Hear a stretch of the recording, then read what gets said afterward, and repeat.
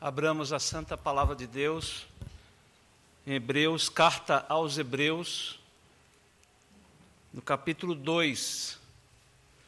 Eu peço aos irmãos que acompanhem a leitura que farei nos versículos 10 a 18.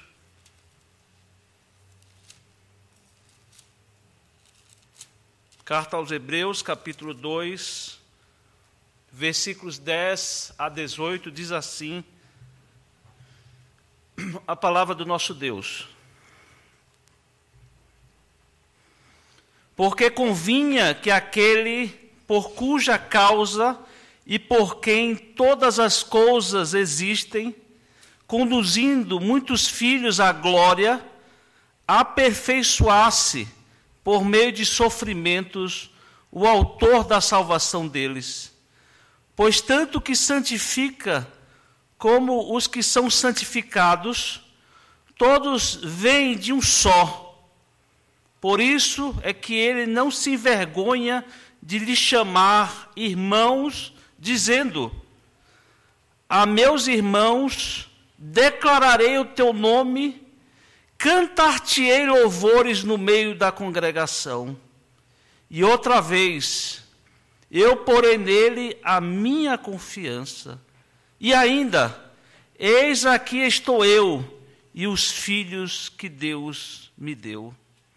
Visto, pois, que os filhos têm participação comum de carne e sangue, destes também ele, igualmente, participou para que, por sua morte, destruísse aquele que tem o poder da morte, a saber, o diabo, e livrasse todos que, pelo pavor da morte, estavam sujeitos à escravidão por toda a vida. Pois ele, evidentemente, não socorre anjos, mas socorre a descendência de Abraão. Por isso mesmo, convinha que em todas as coisas se tornasse semelhante aos irmãos, para ser misericordioso e fiel sumo sacerdote nas coisas referentes a Deus e para fazer a propiciação pelos pecados do povo. Pois naquilo que ele mesmo sofreu, tendo sido tentado, é poderoso para socorrer os que são tentados. Amém. Meus irmãos, está diante de nós a palavra de Deus, desse autor da carta aos Hebreus, que é provavelmente o autor da Bíblia mais difícil de saber quem é. É um autor anônimo, nós não sabemos quem escreveu esta carta. Esta carta que é conhecida universalmente como Carta aos Hebreus, que só pelo fato, irmãos, desse título, desse título, nós temos diante de nós realidades intrigantes, interessantes, que vale a pena buscar e saber, né, o que contém essa epístola, essa carta escrita aos Hebreus, carta inspirada por Deus. Nós temos diante de nós aqui, irmãos, belezas incomparáveis. Não há texto na Bíblia que se compare a carta aos Hebreus, porque essa carta, irmãos, ela está interessada, ela faz isso a todo instante, mostrar a sobreexcelência de Cristo Jesus. O autor aos Hebreus, aqui, na verdade, ele está denunciando, mostrando a incompetência de cada um de nós, e também, especialmente, aos judeus, né, os judeus agora egressos do judaísmo, né, que passaram para o cristianismo, porque o problema que eles enfrentam, irmãos, o problema que eles enfrentam é semelhante ao nosso, é o mesmo problema que nós enfrentamos, porque há diante de nós um dilema que faz parte da natureza humana, da nossa religiosidade e pecado. Todos nós enfrentamos esse dilema, que é eu preciso ver para crer. Quando o cristianismo, ele afirma, creia e verás. Creia e verás. E chama-nos aqui, na verdade, a um desafio tremendamente agudo para nós, irmãos, os seres humanos, e é por isso que toda religiosidade montada, fabricada pelos homens, ela tem alguma coisa que é palpável, alguma coisa que é preciso pegar, é preciso ver. Um exemplo disso é o manto de Verônica. Os irmãos devem conhecer como o Santo Sudário, né? Os irmãos já devem ter visto algum tipo de reportagem sobre isso, onde a igreja apóstata, ela colocou o nome também de Volto Santo, ou seja, lençol santo. E é aquela relíquia, irmãos, aquela relíquia onde diz a lenda que quando Jesus Cristo ele morreu, aquele lençol foi colocado sobre Cristo e ficaram as marcas do seu sangue. E a igreja apóstata, então, tem esse manto de Verônica como um ícone. Um ícone. E esse nome, irmãos, o nome verdadeiro, o nome chamado, é o manto de Verônica. E esse nome, ele está cunhando uma imagem aqui. O nome Verônica, na verdade, não é o nome de uma mulher.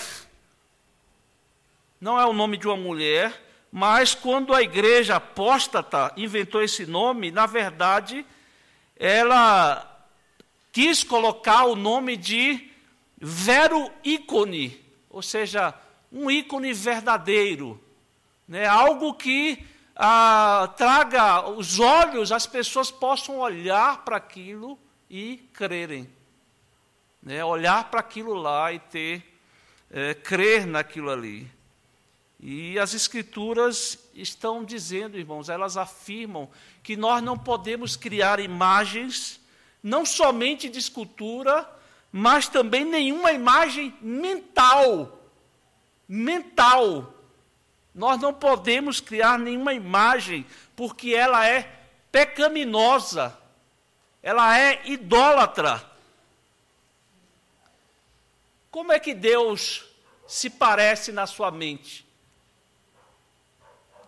Você tem uma imagem, uma ideia, você tem uma figura de Deus, você tem, é pecado, é idolatria, porque Deus, ele é um espírito puro, invisível. Eu não posso captar Deus através da minha visão, da minha mente, do meu olfato, do meu tato. Isso, irmãos, para nós é um dilema. Nós lutamos contra isso. É algo que nos chama, é um dilema na nossa vida. E prestem bem atenção, irmãos. Toda religiosidade no Antigo Testamento era uma religiosidade pautada através de símbolos palpáveis, através de símbolos visíveis. Quando se falava sobre sacerdotes, ou sumo sacerdote, ele aparecia ali todo aparelhado, né? Todo empanado na sua roupa, uma placa de ouro no seu peito, com 12 pedras de cores diferentes representando o povo de Israel. Quando se falava sobre a bênção de Deus que descia sobre a cabeça de Arão, que descia para a sua barba e atingia ali o povo. Quando se falava a respeito de sacrifício, irmãos, falava-se a respeito de animais que eram imolados. Um exemplo disso quando Salomão, ele inaugurou, ele dedicou o templo, milhares e de milhares de animais foram mortos, foram imolados, banhos de sangue. Os sacerdotes, eles pisavam em lama de sangue, irmãos. Era algo visível, palpável.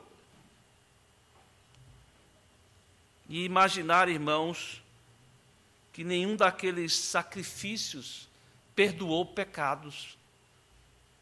Paulo diz que nenhum perdoou aqueles sacrifícios, eles suspenderam a punição,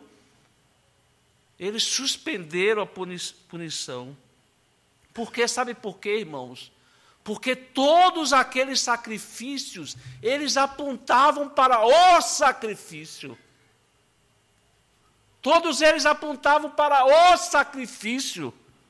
E é por isso que o autor dessa carta, ele diz aqui, olha, havendo Deus outrora falado muitas vezes, de muitas maneiras aos pais, pelos profetas, porque era assim, irmãos, era tudo provisório.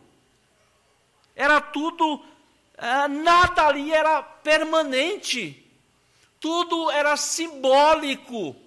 Tudo apontava para o sacrifício.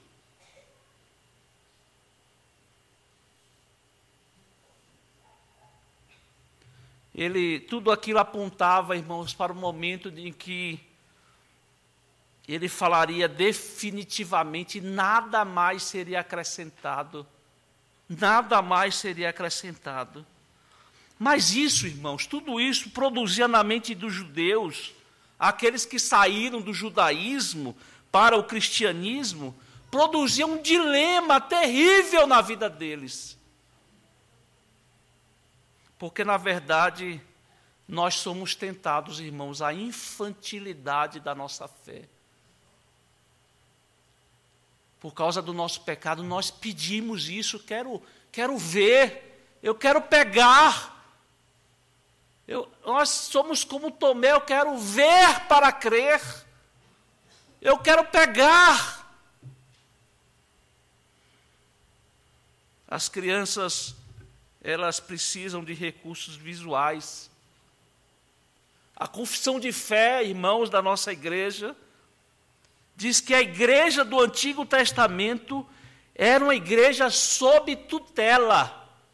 Ou seja, melhor dizendo, era uma igreja infantil. Era uma igreja infantil. Mas, irmãos, chegou o momento, o tempo em que a igreja chegou à sua maturidade. Chegou o momento em que a igreja chegou à sua maturidade. Ela não precisa mais de recursos visuais. Ela não precisa mais de coisas palpáveis. E sobrou exclusivamente a fé, alicerçada na palavra de Deus.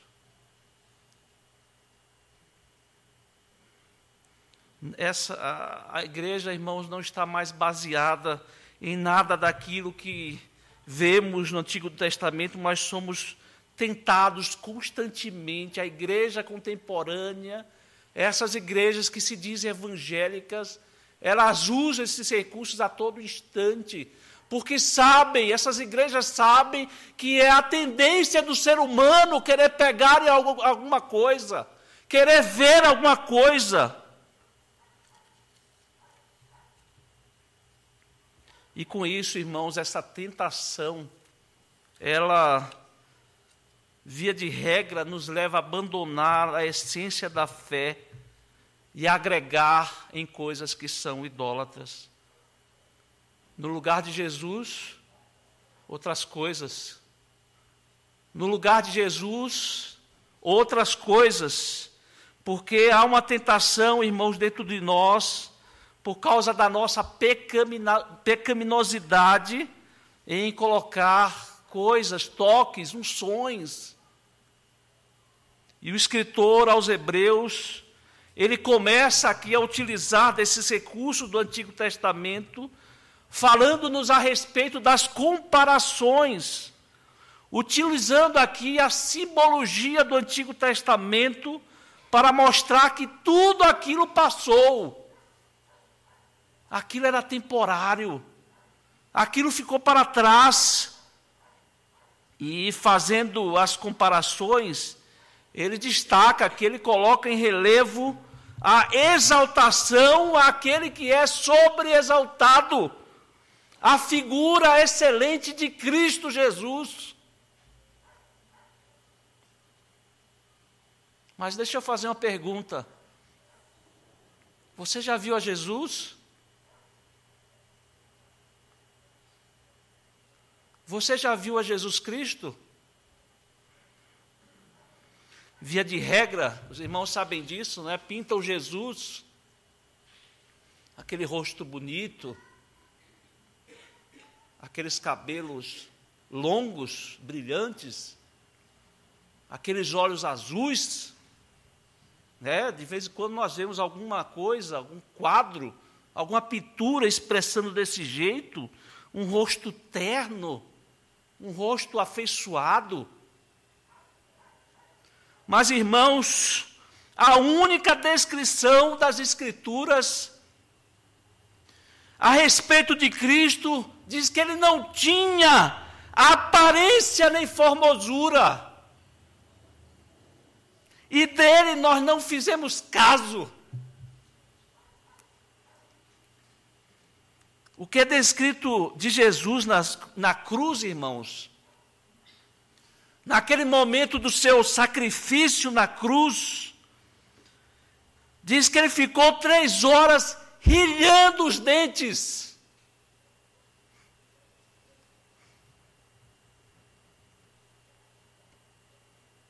De tanta dor, de tanto sofrimento,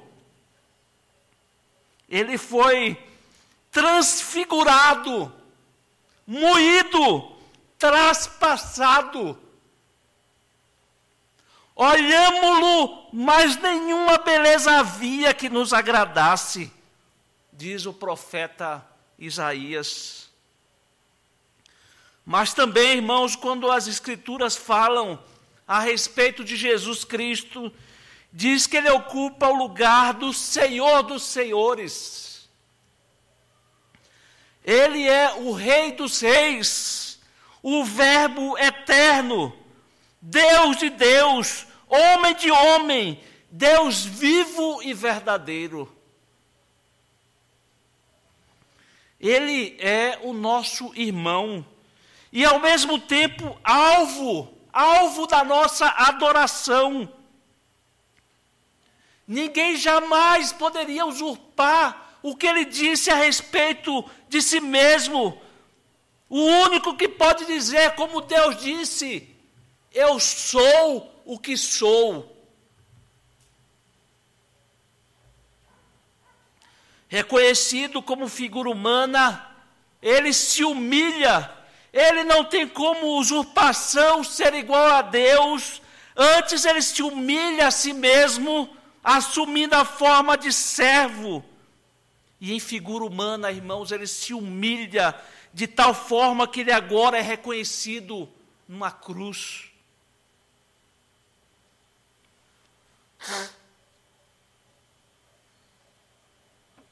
E, portanto, recebe a mais infamante morte da terra. Ele não é morto, irmãos, nem na terra, nem no céu. Ele é indigno da terra, ele é indigno do céu. Ele é morto no meio dessas duas realidades, na cruz do Calvário. Mas não se iludam, irmãos, porque aquele que nasce numa manjedoura, vive uma vida singular de humildade, morre na mais infamante morte na cruz, é o mesmo em essência a Deus Pai. Ele chega ao ponto de dizer, irmãos, quem vê a mim, vê ao Pai. Como você me pergunta, mostra-me o Pai. Eu e o Pai somos um. Irmãos, a Jesus é dado o nome de Pantocratos, que significa Ele é o Senhor absoluto de tudo. Ele tem o governo sobre tudo e sobre todos, no céu e na terra, de tal forma que toda a língua confesse que Jesus é o Senhor, para a glória de Deus Pai. Essa, irmãos, é a descrição que as Escrituras nos fazem a respeito de Jesus, especialmente nessa carta aos Hebreus. Essas realidades, irmãos, elas foram passadas aos patriarcas. O Espírito de Cristo orientou os profetas. O Espírito de Cristo orientou Davi, Jeremias, Ezequiel. E nos últimos dias, portanto, nos últimos dias, irmãos, Deus, de forma definitiva, pela vida e pela boca de seu Filho, descrito aqui nesta carta, com os mais sublimes elogios,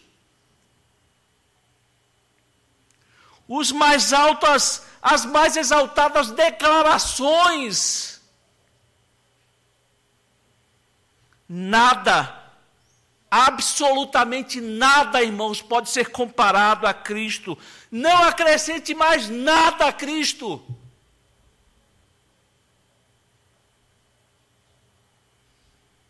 Mais nada, irmãos. É por isso que nós levantamos a bandeira da reforma solos Christus, somente Cristo. E aqui, irmãos, nós temos o Deus que se revela conosco. Ele conta segredos, irmãos. Ele fala a nós dos seus projetos. E Ele faz aqui, irmãos, pela boca do seu Filho. Ele se revela nas Escrituras pela boca do seu Filho. Não nos fala num palanque distante nos céus. Mas Ele nos fala pelo seu Filho, que veio e se fez um de nós.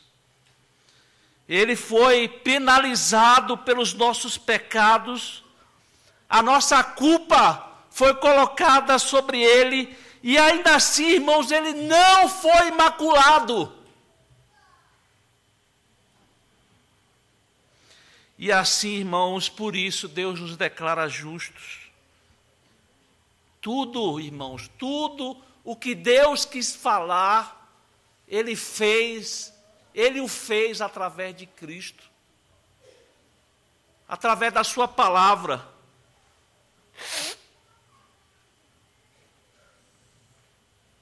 E assim, irmãos, todos os símbolos rituais, todos os sacrifícios, todas as imagens encontram o seu cumprimento e realização em Cristo Jesus. Jesus Cristo perfaz toda a esperança do Antigo Testamento, a esperança que aqueles patriarcas, aqueles homens tinham. Cristo perfaz essa esperança. Tudo que os nossos irmãos do passado esperavam, Cristo fez. Cristo perfez tudo isso.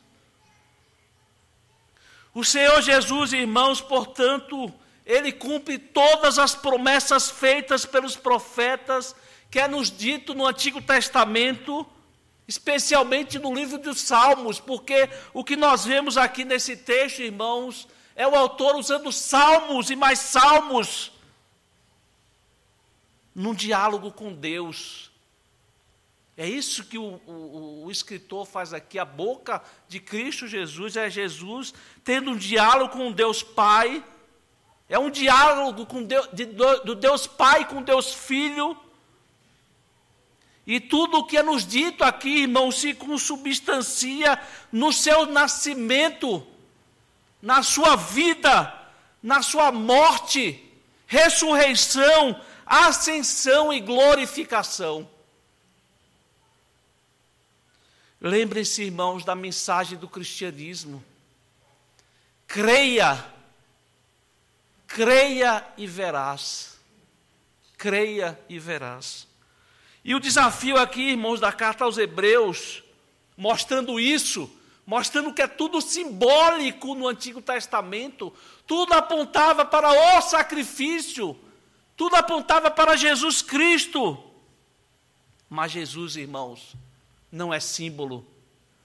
Jesus é a verdade, Jesus é a realidade. O sacerdote, ele se fez cordeiro. A nossa culpa, ela foi resgatada, não mais no símbolo de imolações passadas, mas na cruz, de uma vez por todas. De uma vez por todas.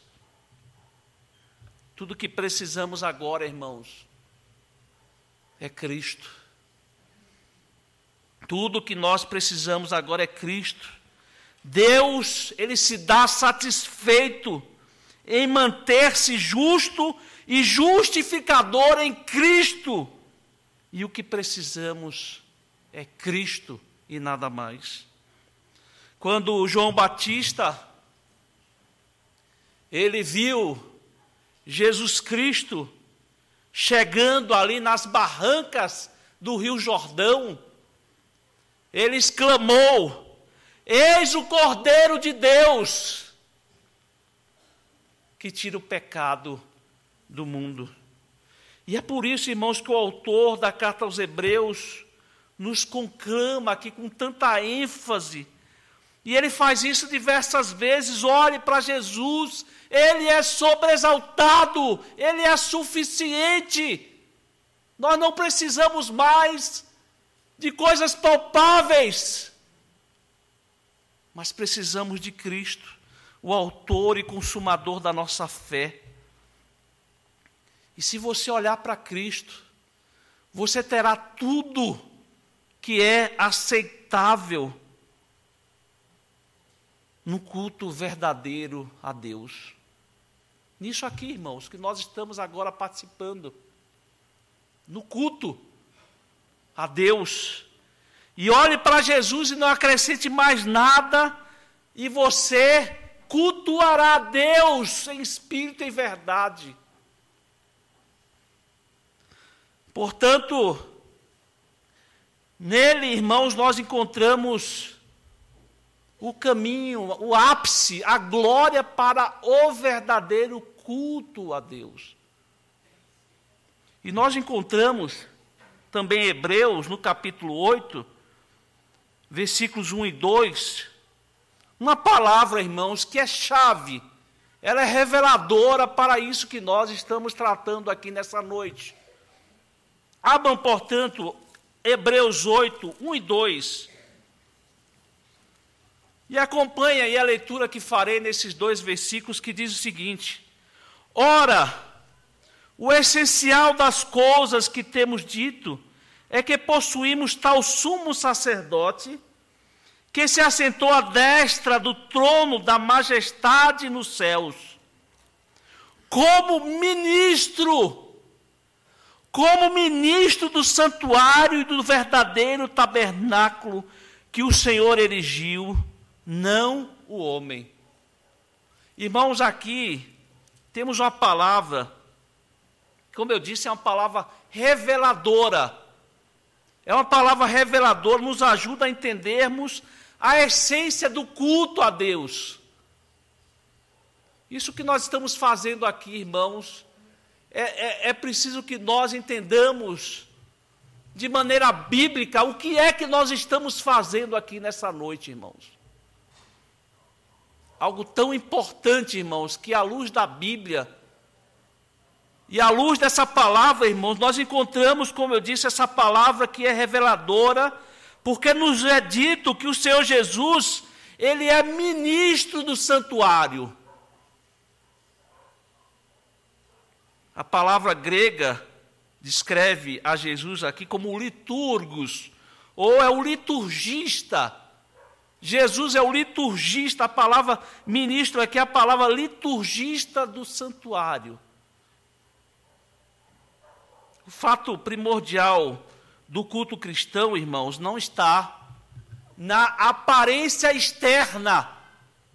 Ele não está na aparência externa ou qualquer pompa que esse culto possa ter.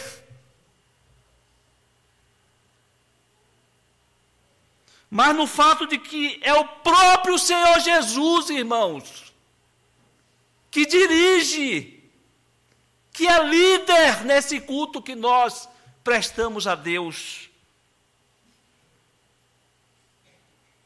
Hoje existe uma coisa estranha, né, para não dizer que eu estou pegando pesado aqui, chamada aquela coisa tola, ridícula, que é chamado de ministério de louvor. Ministério de louvor. Irmãos, quem nos dirige, na verdade, é Cristo Jesus. E todos nós, irmãos, que é outra palavra inventada aí, todos nós somos levitas. Porque agora nós podemos adorar a Deus em espírito e verdade, dirigidos pelo ministro, pelo liturgos do culto, que é o próprio Senhor Jesus. É o próprio Senhor Jesus. Irmãos, nós não nos iludamos. Nós podemos estar congregados no lugar mais simples que existe, sem auxílio de grandes corais, sem aspecto e aparência de suntuosos templos. O que produz, irmãos, o verdadeiro senso do culto da nossa alma é tão somente a presença de Cristo no nosso meio. É tão somente, irmãos, a presença de Cristo no nosso meio. Nós podemos estar até reunidos debaixo de uma árvore,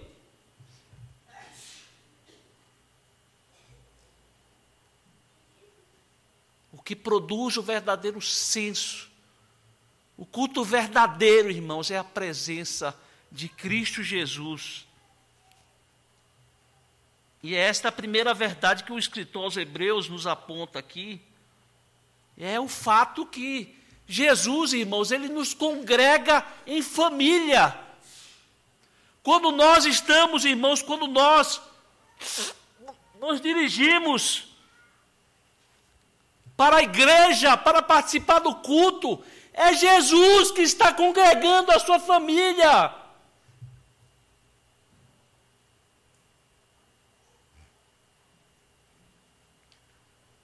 Por isso é que ele não se envergonha de lhe chamar irmãos, dizendo: a meus irmãos declararei o teu nome, cantar-te-ei louvores no meio da congregação. É isso que a palavra que nós lemos diz, irmãos. Nessa passagem que nós tivemos a oportunidade de ler, irmãos, nós temos aqui citações do Antigo Testamento que agora elas são postas na boca de Jesus. E Jesus agora está dialogando aqui com Deus Pai e nos afirma que Ele mesmo nos ajuntou. Foi Ele mesmo que nos ajuntou como sua família, como seus filhos. Jesus como líder, como ministro na adoração que nós fazemos. E Ele está afirmando aqui, Ele está afirmando ao Pai: Pai, eis-me aqui no meio dos meus irmãos. Pai, aqui está o encontro da nossa família. É isso que a palavra nos afirma, irmãos. É o próprio Jesus afirmando isso ao Pai. Aqui está o encontro da nossa família. Eu não sei como é que você vem ao culto, como você se aproxima do culto. Eu não sei se é um sentimento de culpa que está no seu coração, um sentimento profundo de culpa, de inabilitação. Talvez a sua postura é de dizer, olha, eu estou inábil, eu não estou preparado. As minhas orações, as orações que eu faço, parece que não passam do teto.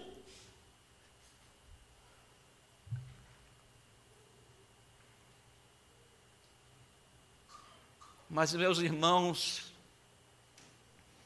é Jesus que declara ao próprio Pai, e Ele está dizendo aqui, eis-me aqui com os teus filhos. Meus irmãos, aqui destes a mim. É o próprio Jesus que afirma isso, irmãos.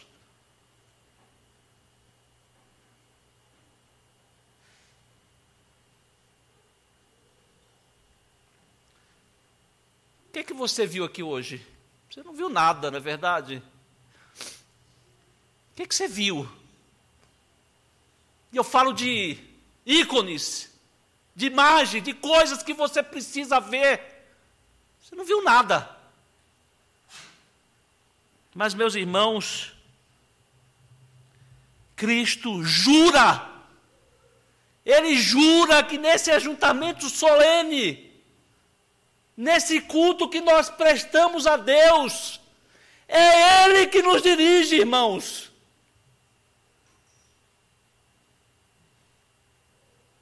É Ele que é o ministro.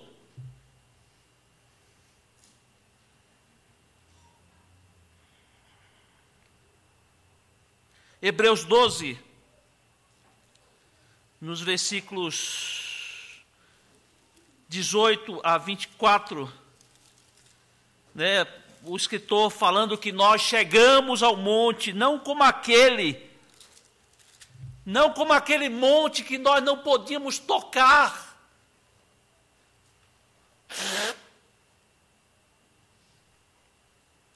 Não como aquele monte que pegava fogo e as pessoas temiam chegar perto. E diziam para Moisés, Moisés, vai você porque nós tememos. Nós não aguentamos chegar perto daquilo. E o escritor diz, irmãos, versículo 18 a 24. Ora, não tendes chegado ao fogo palpável e ardente, e à escuridão, e às trevas e à tempestade, e ao clangor da trombeta,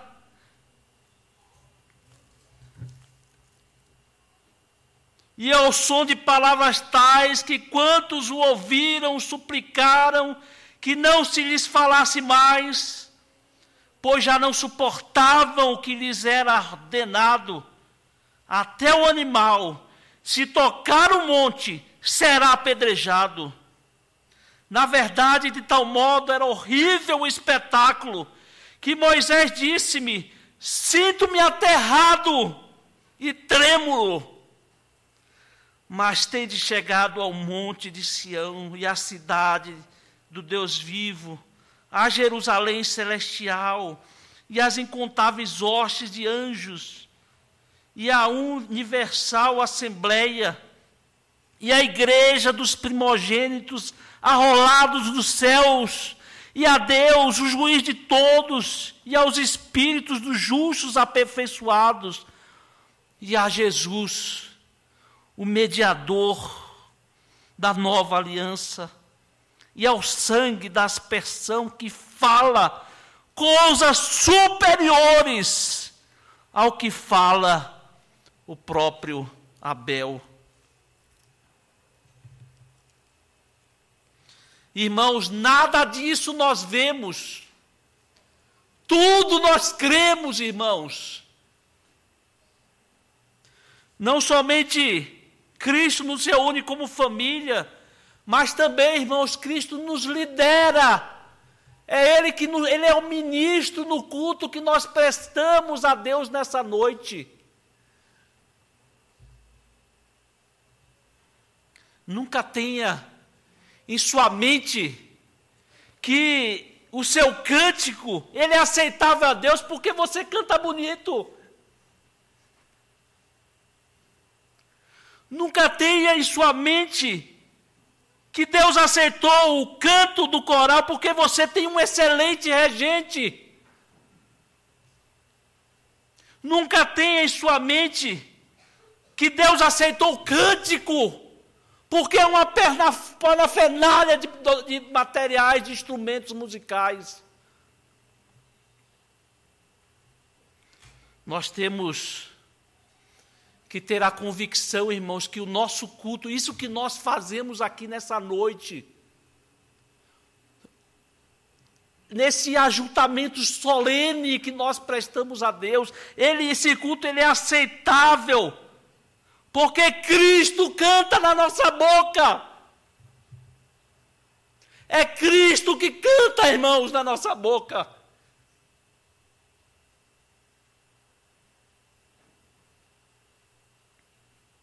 Cristo nos conduz nos louvores a Deus.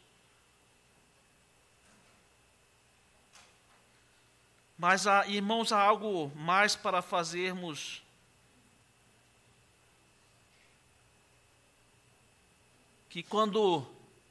Algo mais que nós precisamos entender, porque quando nós, no culto a Deus, nesse culto que nós estamos realizando aqui, irmãos, quando nós abrimos a palavra de Deus, quando nós lemos a palavra de Deus, sabe o que está acontecendo? Quando nós pregamos a palavra de Deus,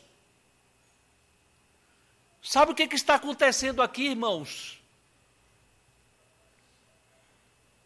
É Jesus que está pregando, irmãos. É Jesus que está pregando.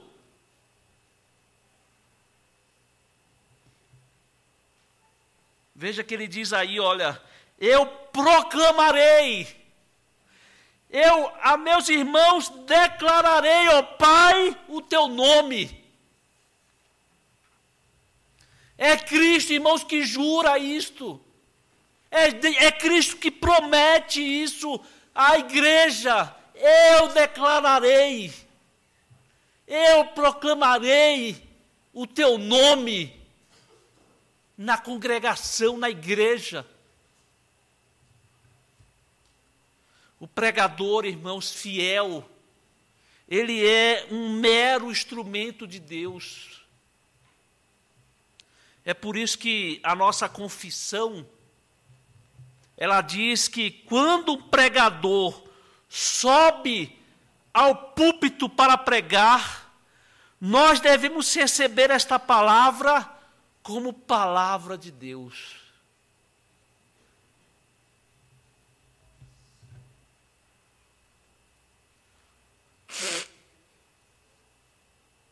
Calvino, ele diz que se porventura Deus quiser abençoar uma igreja, Ele colocará no púlpito desta igreja um pregador fiel. Mas se Ele quiser amaldiçoar esta igreja, Ele colocará no púlpito um pastor infiel. Porquanto, irmãos, quando o proclamador, o pregador, ele proclama, é Cristo quem proclama. É Cristo quem proclama. É o Senhor Jesus, irmãos, que proclama a sua palavra, a palavra de Deus em nossas mentes, em nossos corações. Você sabia disso?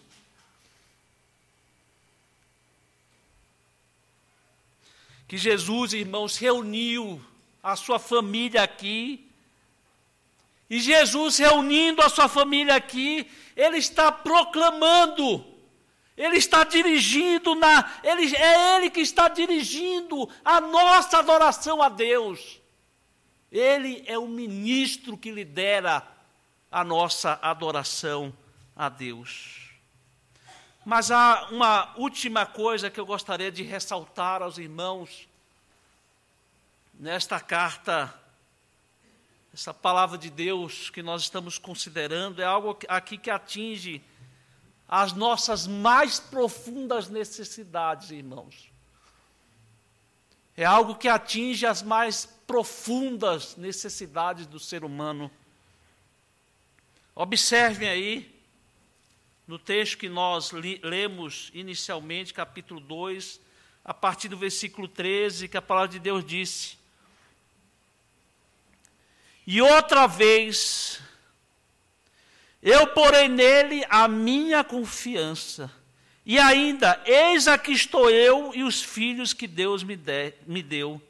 Visto, pois, que os filhos têm participação comum de carne e sangue, destes também ele igualmente participou, para que por sua morte destruísse aquele que tem o poder da morte, a saber, o diabo, e livrasse todos que, pelo pavor da morte, estavam sujeitos à escravidão por toda a vida.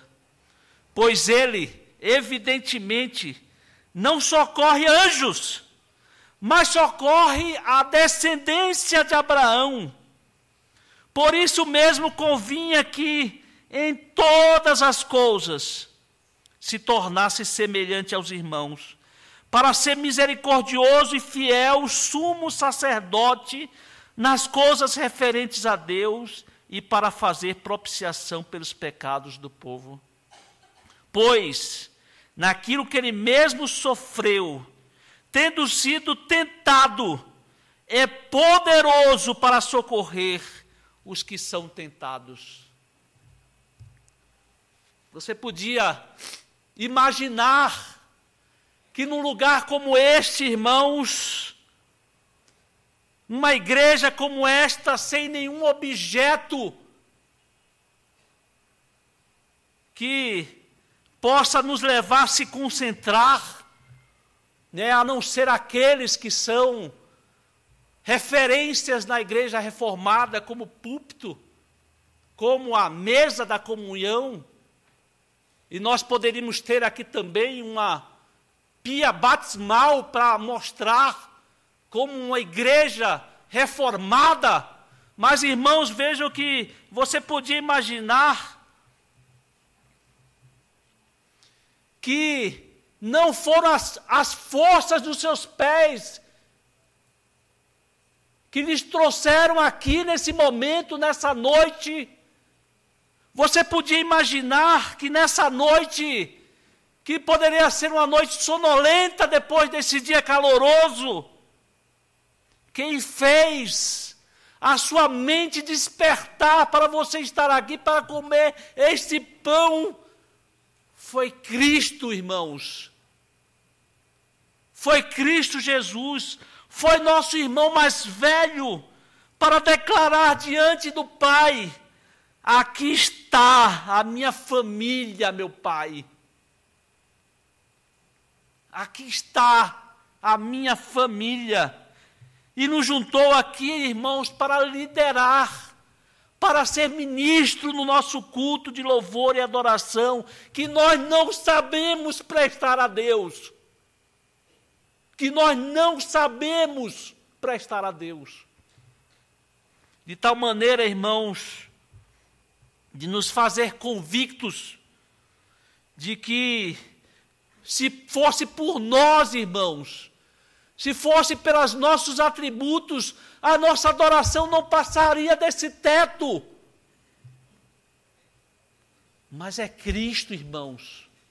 É Cristo que declara: aqui está a minha igreja, aqui está a minha família, aqui estão os meus irmãos.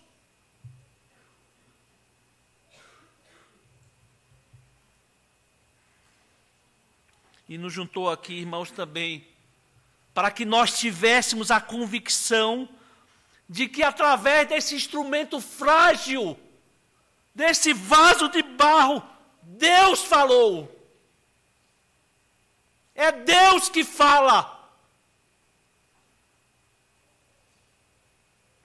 E o que Ele falou desceu à nossa alma,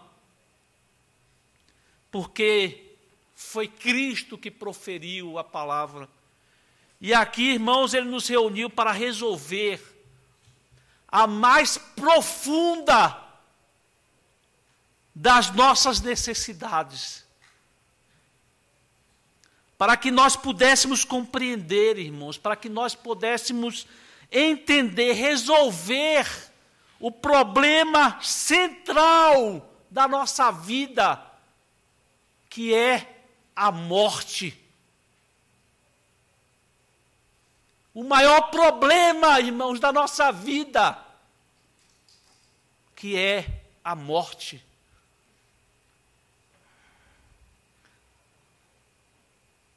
Como é que eu vou morrer? Que sentido teve a minha vida até aqui? O que vai acontecer na fragilidade da minha morte? Como é que eu vou enfrentar a morte? Pode ter certeza, irmãos, de uma coisa. Pode ter certeza, meu irmão, minha irmã, jovens, crianças, Jesus nos olha, Jesus entende a nossa dor. Porque Ele passou pelas mais doloridas das aflições, irmãos. Jesus experimentou a dor.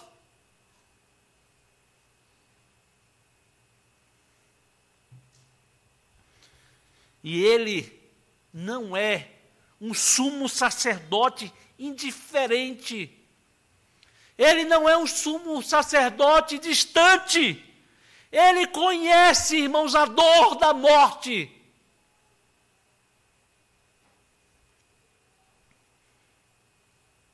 Essa enormidade desse salário. E se porventura o enigma, o problema, a ansiedade mais profunda da nossa vida, irmãos, é sabermos o significado da morte, então, irmãos, nós não podemos mais temer mais nada, irmãos, sequer a morte. Sequer a morte.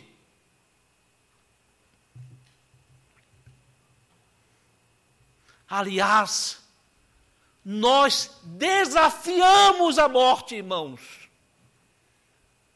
Nós desafiamos a morte. Aliás, Paulo entendeu isso. Ele compreendeu bem isso. Por isso que ele disse: onde está, ó morte, a tua vitória?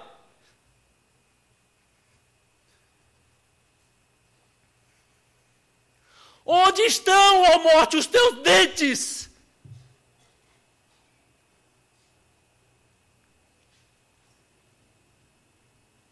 Irmãos, Cristo matou a morte com a sua morte. A morte da morte na morte de Cristo. E por isso, irmãos, nós não precisamos mais temer a morte. Nós não precisamos mais temer a morte. Nós passamos a entender pela proclamação da palavra.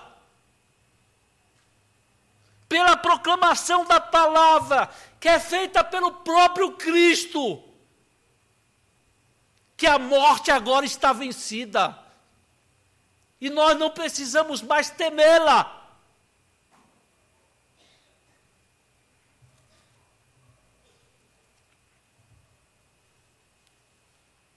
É Jesus, irmãos. É Jesus que está no meio desta igreja. É Jesus, irmãos, que proclama a seu Pai: Eu dirijo, sou eu que lidero a adoração ao Senhor. Eu proclamo, sou eu, meu Pai, que proclamo a tua palavra através dos teus servos.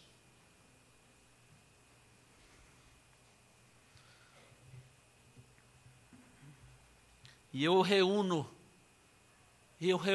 a minha família nesta congregação, nesta assembleia, nesta igreja, para que eu possa falar a respeito do maior drama da existência do ser humano, do maior medo que as pessoas têm na vida, a morte.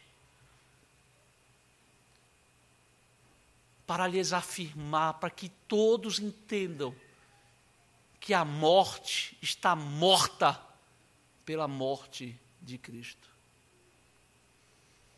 Que Deus nos abençoe, irmãos. Amém.